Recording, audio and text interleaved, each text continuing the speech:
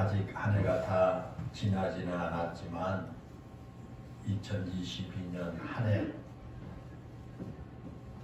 지금까지 우리가 살아온 삶을 되돌아볼 때 가장 후회스러웠던 일이 여러분 무엇입니까? 11개월 동안 살아오면서 가장 후회스러웠던 일이 뭘까 한번 생각해 보십시오. 우리는 이 세상을 살아가면서 참으로 많은 후회를 하면서 살아갑니다. 그렇죠? 살아가면서 후회를 많이 합니다. 때로는 연초에 각오했던 것을 제대로 실행하지 못한 것이 후회스럽기도 하고요. 2022년 한 해를 시작하면서 우리가 각자가 각오하고 또 다짐하면서 시작했잖아요. 그런데 그런 것들을 제대로 시행하지 못한 것이 참 후회스럽기도 합니다. 때로는 누군가 약속한 것을 지키지 못해서 못내 미안한 마음에 그때 왜 그 약속을 지키지 못했을까라고 후회하기도 합니다. 우리 학생들은 좀 더 열심히 공부할 걸이라고 후회하기도 하고, 우리 직장인들은 그때 그 동료에게 이렇게 했으면 서로 힘들지 않았을 텐데 라고 직장생활하면서 동료들과의 관계를 되돌아보면서 후회하기도 합니다. 우리가 그렇게 후회할 수 있다는 것은 우리에게 반성할 수 있는 지성과 달리 그렇게 했을 때 어떤 결과가 주어질 것인가를 상상할 수 있는 그 상상력이 있다라는 그런 뜻입니다. 그래서 우리가 그렇게 후회한다라는 것은 반성할 수 있는 지성이 나에게 있다. 그리고 어떤 결과가 주어질 것인가를 상상할 수 있는 그런 상상력이 나에게 있다. 그런 뜻이죠. 그리고 우리는 그런 지성을 가진 이성적 존재이기 때문에 후회를 하곤 합니다. 그런 이성적인 존재가 아니면 후회가 없죠. 짐승에게는 무슨 후회가 없습니다. 왜? 짐승에게는 이성적인 존재가 아니기 때문에.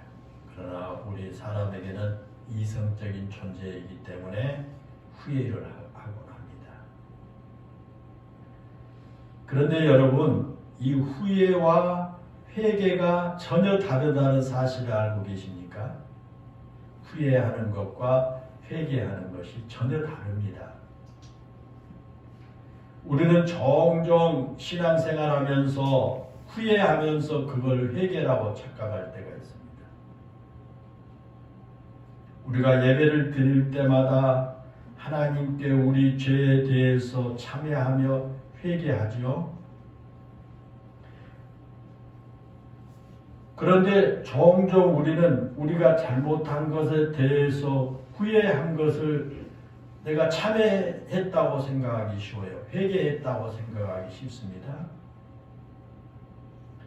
우리는 이런 것을 잘못했고 이런 것을 하지 말아야 하는데 괜히 했다고 하면서 후회하고 나서 그것을 하나님 앞에 회개했다고 생각해 버리는 사람들이 있습니다.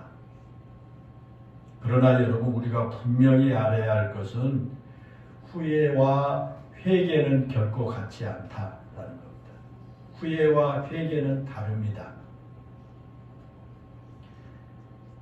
성경을 나온 인물을 통해서 제가 예를 들겠습니다. 우리가 잘 알고 있는 것처럼 이 가룟 유다와 베드로의 모습을 통해서 회개와 후회와 회개가 어떤 것인가를 우리가 발견하게 됩니다. 먼저 가룟 유다를 한번 생각해 볼까요? 이 가룟 유다는 예수님의 제자로 3년 동안 예수님을 따라다녔습니다. 그런데 그는 마지막에 예수님을 배신하고 은 30에 예수님을 팔아버리고 말았지 않습니까? 그러던 가룟 유다가 자신의 그 잘못을 깨달은 것은 예수님께서 사내들인 공회와 빌라도의 재판을 받으실 때였습니다. 그 내용이 마태복음 27장 3절부터 4절에 보면 그렇게 기록됩니다. 그때 예수를 판 유다가 그의 정죄됨을 보고 스스로 뉘우쳐 그 은 30을 대제사장들과 장로들에게 도로 갖다 주며 이르되 내가 무죄한 피를 팔고 죄를 범하였도다 하니 그랬습니다. 이것은 가룟 유다가 예수님께서 정죄되어서 형벌을 받게 될 때 비로소 자신이 했던 행동이 얼마나 큰 잘못된 것이었는가를 깨닫게 되었다라는 말씀이에요. 예수님이 형벌을 받는 그 모습을 보고 스스로 뉘우쳤습니다. 여기서 뉘우쳤다라고 하는 말은 후회했다 그런 뜻이에요. 예수님이 형벌을 받은 그 모습을 보면서 은 30에 그 예수님을 팔았던 자신을 깨닫고 후회한 거예요. 그때. 사랑하는 여러분, 가룟 유다가 자신이 그렇게 예수님을 판 것이 대단히 잘못되었음을 깨닫고 뉘우친 후에 어떻게 했습니까? 그걸 이거 내가 잘못했구나. 무죄한 예수님을 내가 은 30에 팔다니 내가 이거 정말 잘못했구나 라고 후회하고 난 후에 어떻게 했습니까? 그는 자신이 한 짓이 얼마나 어리석고 부끄러운 것을 깨달았습니다. 그래서 후회하고 난 후에 자기 스스로 목을 메어 죽고 말았죠. 자기 스스로 자살했지 않습니까? 목을 메서 부끄러운 자신의 모습을 보고 나서 견딜 수가 없어서 스스로 자결을 하고 만 겁니다. 여러분, 그렇다면 베드로는 어떻게 했을까요? 베드로를 한번 생각해 보십시다. 베드로는 가룟 유다만큼 큰 잘못을 저지른 것은 아닐 수 있습니다. 그러나 마태복음 26장 33절에 보면 베드로가 모두 주를 버릴지라도 나는 결코 주를 버리지 않겠나이다. 호언장담을 했던 사람 아닙니까? 그런데 예수님께서 대제사장 공간에서 재판을 받으실 때 한 여종에게 그 여종이 너도 갈릴리 사람 예수와 함께 있지 않았느냐라고 그 여종이 묻자 베드로가 자신은 예수님과 아무런 상관이 없는 사람이라고 부인했습니다. 그것도 3번씩이나 예수님 모른다고 부인했고요. 마지막에는 저주하고 맹세까지 하면서 나는 그 사람을 알지 못하노라고 예수님을 부인했습니다. 그때까지도 베드로는 자신이 예수님을 부인하는 것이 얼마나 큰 잘못된 것인지 알지 못했습니다. 그런데 누가복음에 보면 예수님을 3번째 부인하고 난 후에 닭 울음소리를 듣게 되지요. 그러나 그때까지도 베드로는 그가 예수님을 모른다고 부인하는 것이 잘못이라는 사실을 깨닫지 못했습니다. 그때 예수님께서 돌이켜서 베드로를 바라보셨습니다.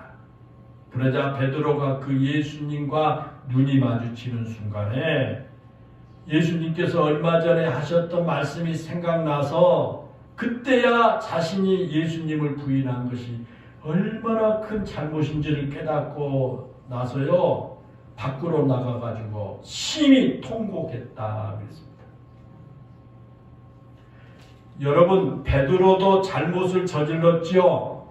모두 주를 버릴지라도 나는 결코 주를 버리지 않겠나이다 라고 호언장담했던 베드로지만 그도 3번이나 주님을 알지 못한다고 부인했습니다.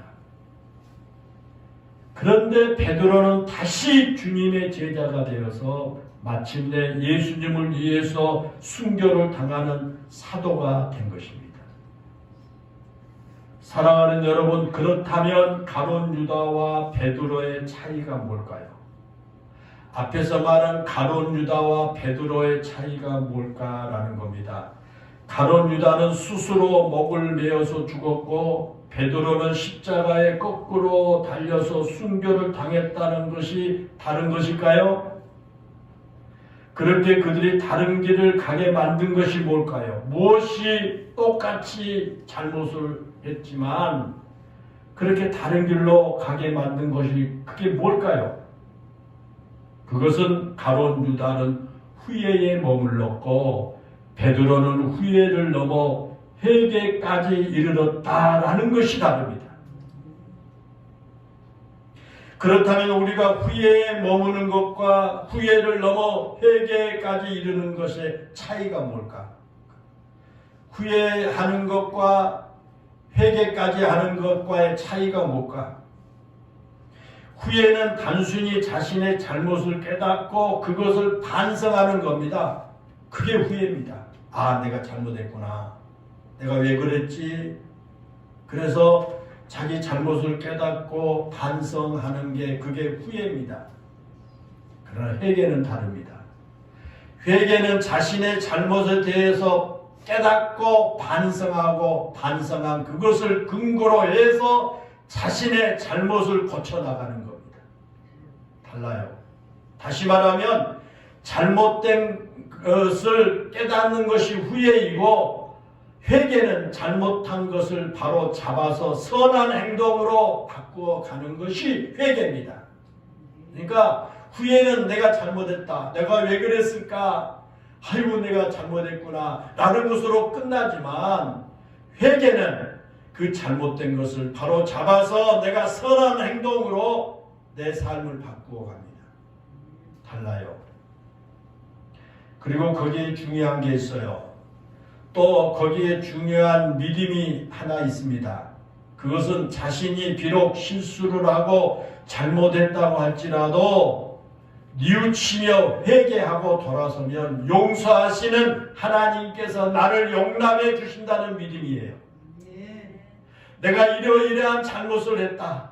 내가 왜 그랬을까? 정말 잘못했다. 아이고 내가 이렇게 잘못했다 하고 깨닫지요. 후회하지요. 그리고 나서 내가 그 잘못된 자리에서 돌아서면 하나님께서 나를 용서해 주시고 나를 용납해 주신다라고 하는 믿음이에요. 이게 중요합니다. 가룟 유다는 자신의 잘못을 깨닫고 스스로 목매어 죽었지 않습니까? 그는 자신의 잘못을 깨달았지만 그 잘못을 알고 회개하며 하나님께 나아가는 것을 잊었습니다. 가룟 유다는 자기의 잘못을 깨달았습니다. 그리고 돈을 받았던 돈도 다 밭에 버렸습니다. 내가 이것 때문에 내가 그 죄 없는 저 예수님을 팔았구나. 내가 정말 얼마나 잘못했느냐. 그러고 나서 목매에서 죽었지 하나님 앞에 나아가는 것을 잊었어요. 우리를 용서하시는 하나님을 그가 잊은 겁니다. 그러나 베드로는 회개의 눈물을 흘렸습니다. 눈물을 흘림으로써 자신의 잘못을 뉘우쳤을 뿐만 아니라 다시 예수님의 제자가 된 겁니다.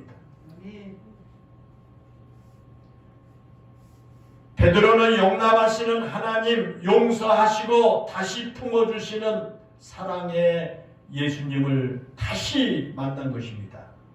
그리고 다시 용기를 내어서 믿음의 길을 걸어갔습니다.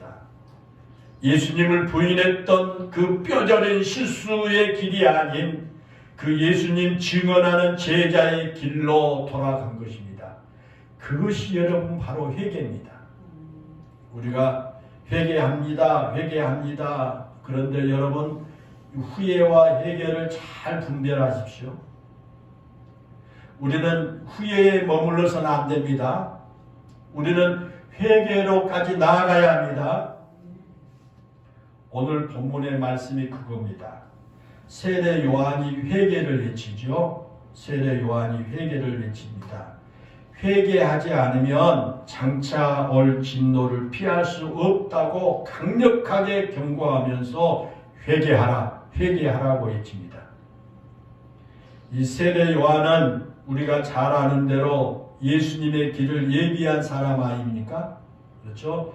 예수님이 이 땅에 오시기 바로 전에 예수님이 오실 그 길을 예비한 사람이 세례 요한이에요. 오늘 본문 바로 앞인 4절 말씀처럼 그는 광야에서 외치는 자의 소리였습니다. 메시아가 오시는 길을 준비하는 사람이었습니다. 그래서 누가복음 3장 4절에서 5절에 보면 주의 길을 준비하라, 그의 오실 길을 곱게 하라, 모든 골짜기를 메우고 모든 산과 작은 산이 낮아지고 굽은 것이 곧아지고 험한 길이 평탄하여질 것이요 모든 육체가 하나님의 구원하심을 보리라 그랬습니다. 이 말씀은 구약 성경 이사야서 43장의 말씀을 인용하는 건데요. 그 당시 고대에서는 왕이 어느 지역에 행차할 경우에 선구자가 앞서 가가지고 왕이 탄 마차가 지나가기 쉽도록 주변 사람들을 모아가지고 길을 고치고 평탄하게 했습니다. 그래야 왕이 평안하게 마차를 타고 갈 수가 있기 때문이에요. 이사야 선지자는 그런 고대 풍습을 왕이신 하나님께 비유합니다. 그래서 바벨론의 포로로 잡혀갔던 이스라엘 백성들이 하나님의 강권적인 역사로 포로 생활을 청산하고 조국인 유대 땅으로 돌아올 때 자기들과 함께 만왕의 왕이신 하나님께서 예루살렘으로 돌아오신다고 생각하고요. 여호와의 길을 예비하라고 외친 겁니다. 그런 맥락에서 세례 요한은 메시아여 왕이신 예수님께서 이 땅에 오시는데 자신이 메시아의 선구자가 되어가지고 그의 오실 길을 예비하는 존재라고 생각하는 거예요. 내가 만왕의 왕이신 메시아 예수님이 이 땅에 곧 오시는데 내가 그 만왕의 왕이신 그 예수님께서 오시는 길을 미리 준비하는 선구자다. 그렇게 생각한 거예요. 여러분, 메시아가 오실 길을 예비한다라는 그런 말이 무슨 의미일까요? 메시아가 오시는 길을 예비한다고 하는 그 뜻이 뭘까요? 왕이 행차하실 때 길을 닫는다고 했지 않습니까? 왕이 행차하시는 그 길에 돌멩이를 제거하고 굽은 길을 곱게 하고 굴곡진 곳을 다듬고 메워서 평탄하게 합니다. 그렇잖아요? 우리나라 같은 경우도 대통령이 저 시골에 한번 간다 그러게 되면 미리 그 선발대가 가가지고 다 그거 하잖아요. 저희 고향이 저희 동네가 저 해남 땅 끝에 산골이에요. 그래서 거기 한 30세대 산 속에 산골이에요. 산골 아주. 그런데 그 동네에서 그 전에 88 올림픽 때인가 이 남자 핸드볼 선수 수문장 거기 우리 후배인데 수문장을 했어요.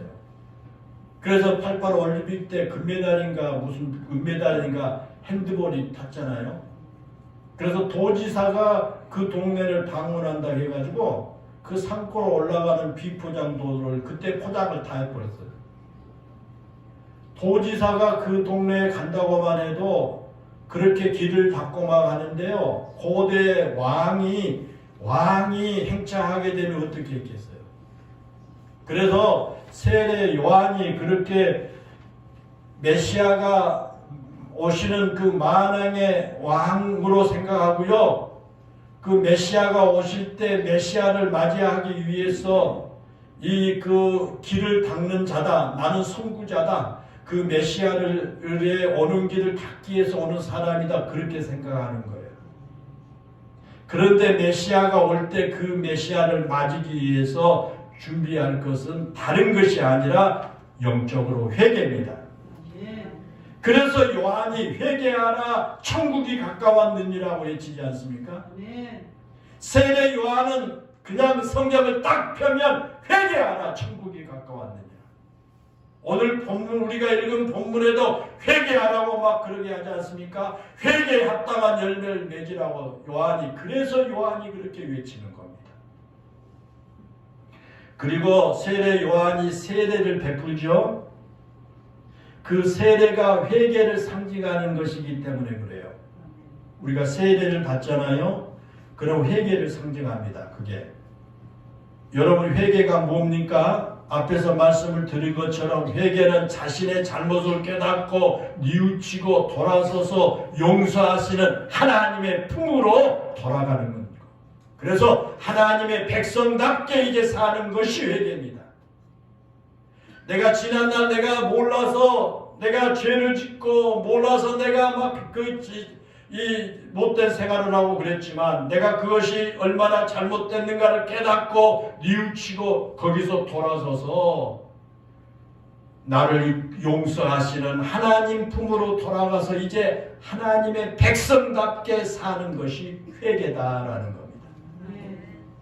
오늘 본문에 보면 세례 요한이 회개하라, 회개에 합당한 열매를 맺으라, 그렇지 않으면 도끼가 나무 뿌리를 찍어 불에 던져질 것이다 그렇게 외칠 때 그 옆에 있던 사람들이 그 말을 듣고 나서 그러면 우리가 무엇을 해야 하느냐라고 물어요. 마음에 찔렀는지 그러면 우리가 뭘 해야 하느냐? 회개에 합당한 열매를 맺으라고 그랬는데 회개에 합당한 열매가 무엇이냐? 어떻게 해야 하는 것이 참된 회개를 하는 것이고 어떻게 하는 것이 회개에 합당한 열매를 맺는 것이냐? 그 옆에서 말을 듣고 있는 사람들이 그렇게 물어봅니다. 그때 세례 요한이 아주 구체적으로 대답을 해줘요. 거기 말씀에 보면 끝부분에 나오죠. 두 벌 옷이 있는 자는 옷이 없는 자에게 나눠줄 것이고 먹을 것이 있는 자도 그렇게 할 것이라 11절에 그렇게 말씀하지요. 여러분 그렇습니다. 회개라고 하는 것은 어떤 종교적인 의식이 아닙니다. 어떤 계율도 아닙니다. 회개라고 하는 것은 삶의 구체적인 실천입니다. 사랑의 마음으로 내가 가진 것을 또 없는 자들에게 나누는 것입니다. 이것 자체가 회개는 아니지만 아무런 생각 없이 그렇게 한다고 해서 내가 있는 것 가지고 가난한 사람 나눠주는 것 그 자체가 회개는 아니에요. 하나의 구제지. 그 자체가 회개는 아니지만 그것이 회개하는 사람에게 나타나는 열매다 그 말이에요. 회개하는 사람은 마음가짐만 달라진 것이 아니라 그의 구체적인 삶이 회개한 사람답게 변하게 된다라는 거예요. 내가 후회하고 이거 잘못했어. 내가 마음을 이제 고쳐 먹어야지. 그래서 그 마음가짐이 달라진 것만 그게 회개 아니에요. 회개라고 하는 것은 회개한 사람답게 삶이 변화된 거예요. 그게 회개입니다, 여러분. 그게 성경에서 말하는 회개예요. 세리들이 요한에게 묻습니다. 그러니까 그 옆에서 세리 이제 그 말을 듣고 있던 세리들이 세례 요한에게 묻기를 뭐라고 하냐면 우리는 무엇을 하리이까? 그러자 세례 요한이 그들에게 대답하기를 부가 된 것 외에는 거두지 말라 그런 거예요. 그러니까 그 당시 세리는 백성들에게 매국노라고 하는 소리를 듣던 그런 사람들이에요. 백성들에게 손가락질하는 말이에요. 오늘날 세무서 직원들 말이에요. 그 당시 세리는 백성들에게 그렇게 아주 안 좋은 인상을 받는 사람들이에요. 자기들을 지배하는 그 로마 제국을 위해서 세금을 걷어들이는 것도 백성들이 불쾌한데요. 로마 제국이 부여한 그 권한을 악용해가지고 백성들에게 부과된 세금 이상을 거두어서 착복한 일이 많았기 때문에 백성들이 세리들을 싫어해요. 그래서 세례 요한이 떳떳하지 못한 그 세리라는 직업을 떼어 치워버리라고 말하지 않고요. 이전에 착복했던 것 다 토해나라고 말하지 않습니다. 지금 주어진 삶에서 정직하고 공정하게 일을 처리해야 한다 그렇게 말한 거예요. 너희들이 지금까지 이 백성들의 세금을 착복하고 그 나쁜 일을 했는데 이제는 그렇지 말고 정직하고 공정하게 일을 처리하라. 예수님이 그렇게 말합니다. 그러니까 또 군인들이 세례 요한에게 묻어요. 군인들이 우리는 뭘 하리까? 우리는 그 세계에 합당한 열매를 맺으려면 군인들이 우리는 뭘 해야 합니까? 라고 물어요. 그러자 세례 요한이 또 대답합니다. 사람에게서 강탈하지 말며 거짓으로 고발하지 말고 받은 급료를 족한 줄로 알라 그렇게 말하죠. 거기에 나오는 군인들은요 로마 제국의 군인들이 아니에요. 유대인들의 치안을 유지하기 하거나 세금 징수하는 사람들을 돕기 위해서 징집된 그 유대군인들이에요. 그런데 그들도 역시 세리들과 똑같이 유대인들로부터 비난의 대상이 됩니다. 그들에게 세례 요한이 폭력을 휘두르지 말라, 폭력으로 돈을 갈취해서는 안 된다 그렇게 말합니다. 또 너희들이 받은 그 급료가 많지 않더라도 그것으로 만족하고 주어진 업무에만 충실하라 그렇게 예수님이 말하죠. 사랑하는 여러분, 그렇습니다. 회개라고 하는 것은 이렇게 돌아서는 겁니다. 내 욕심대로 살던 사람이 내 욕심을 내려놓고 선을 행하며 사는 사람으로 바뀌는 것이 회개입니다. 내가 하고 싶은 대로 하며 살던 사람이 내가 하고 싶은 대로 하던 길에서 돌아서서 하나님의 백성답게 사는 사람으로 변화된 것이 회개입니다. 마음으로 아무리 뉘우치고 후회한다고 할지라도 삶이 변화되는 회개에 이르지 않는다면 그 후에는 아무런 의미가 없습니다. 세리들이 그 정한 세금 외에 더 많은 세금을 부과하며 자기 배를 채우다가 그렇게 하는 것이 잘못된 것임을 깨닫고 후회했다고 합시다. 그들이 그렇게 한 것이 잘못된 것이라는 것을 알고 후회했다고 할지라도 또다시 자기 욕심에 끌려서 더 많이 거둬들여서 자기 배우를 채운다면 그는 후회했을 뿐이지 회개하지 않는 거다. 또 그 군인들이 자기에게 주어진 권한을 가지고 약한 사람들을 압제하고 강탈한 것이 잘못되었음을 깨닫고 후회했을지라도 그런 악행을 얼마 있다가 또다시 행한다면 그것은 회개하는 것이 절대 아닙니다. 회개는 삶이 완전히 돌아서는 거예요. 회개는 삶이 완전히 달라지는 겁니다. 여러분, 왜 세례 요한이 그렇게 회개하라고 소리 높여 외쳤을까요? 하나님의 나라가 가까웠기 때문이다 그랬어요. 이제 곧 세상을 심판하실 메시아가 오실 것이기 때문에 회개하라는 거예요. 오늘 본문 바로 이어서 나온 말씀이 그러죠. 사람들이 그렇게 회개를 외치는 세례 요한이 메시아일지 모른다 그렇게 생각한 거예요. 저 사람이 우리가 그렇게 기다리고 있는 메시아인가 보다 그렇게 생각해요. 아니, 세례 요한이 메시아 그리스도이기를 바랬어요. 그들이 기다리는 메시아이기를 바란 겁니다. 그런데 세례 요한이 뭐라고 합니까? 나는 물로 세를 베풀거니와 나보다 능력이 많으신 이가 오시나니 나는 그의 신발끈을 풀기도 감당하지 못하겠노라. 그는 성령과 불로 너희에게 세례를 베푸실 것이요 손에 키를 들고 자기의 타작마당을 정하게 하사 알곡은보와 곡간에 들이고 쭉정에는 꺼져가는 불에 태우시리라. 이 말이 무슨 말이에요? 자신은 결코 메시아 그리스도가 아니라는 겁니다. 자신의 뒤에 능력을 가지고 오시는 분이 계신데 그분이 바로 메시아 그리스도라는 겁니다. 자신은 그분의 길을 준비하러 온 사람일 뿐이라는 겁니다. 그리고 자신의 뒤에 오실 메시아를 맞을 준비는 다른 아닌 회개라는 겁니다. 그 메시아 그리스도, 예수 그리스도를 맞이하기 위해서 준비하는 것은 다른 거 아니다. 회개하는 거다. 회개를 통해서 하나님의 백성답게 살지 못한 삶에서 하나님의 백성다운 모습으로 돌아서라고 하는 겁니다. 그것만이 그분을 모실 수 있는 준비를 하는 사람들이 되는 거다. 오늘 본문이 그런 말씀입니다. 오늘은 우리가 교회의 역으로, 교회의 이 달력으로 따진다면 대림절 두 번째 주일입니다.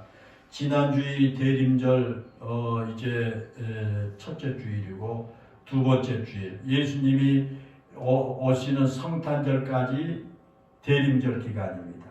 그래서 오늘은 대림절의 두 번째 주일이에요. 대림절 네 번째 주일까지 쭉 이어집니다. 이 교회는 이 대림절을 기점으로 해서 새해를 맞이하게 됩니다. 대림절 기점으로 새해가 교회는 시작됩니다. 대림절은 여러분이 잘 아는 대로 대강절이라고 하기도 하고요. 대림절 그러는데 만왕의 왕으로 오실 예수님을 맞이할 준비를 하는 그런 절기입니다. 그래서 우리는 지금 성탄절을 앞두고 이 대림절을 보내고 있는데 만왕의 왕으로 이 땅에 오신 그 예수님을 맞이할 준비를 하는 겁니다. 길을 닦는 겁니다. 이 대림절에 우리는 다음에 세 가지 기다림으로 예수님을 맞이할 준비해야 됩니다. 첫 번째는 2000년 전 베들레헴의 아기 예수님으로 오신 그 주님을 기다리는 것입니다. 하나님의 아들이신 예수님께서 이 땅에 오심으로 우리가 구원의 은총을 누리게 되었죠. 그 예수님을 우리가 기다리는 겁니다. 두 번째는 승천하신 예수님께서 다시 오시리라고 약속하신 것처럼 재림 때 다시 오실 주님을 기다리고 준비하는 절기입니다. 예수님이 십자가에 죽으셨다가 3일 만에 부활하시고 40일 동안 살아계신 모습으로 많은 사람들에게 보여주시고 마지막에는 500여 명의 사람들이 보는 가운데 승천하셨잖아요. 그러면서 하시는 말씀이 갈릴리 사람들아 내가 너희들이 지금 본 그대로 다시 오리라 하고 약속하셨죠. 그걸 우리가 재림이라고 부릅니다. 그 재림 때 다시 오실 예수님을 기다리고 준비하는 거예요. 그래서 대림절은 다시 오실 주님, 심판의 주님으로 다시 오실 예수님을 기다리는 절기입니다. 그렇다면 여러분, 다시 오실 예수님을 기다리는 우리의 자세가 뭘까요?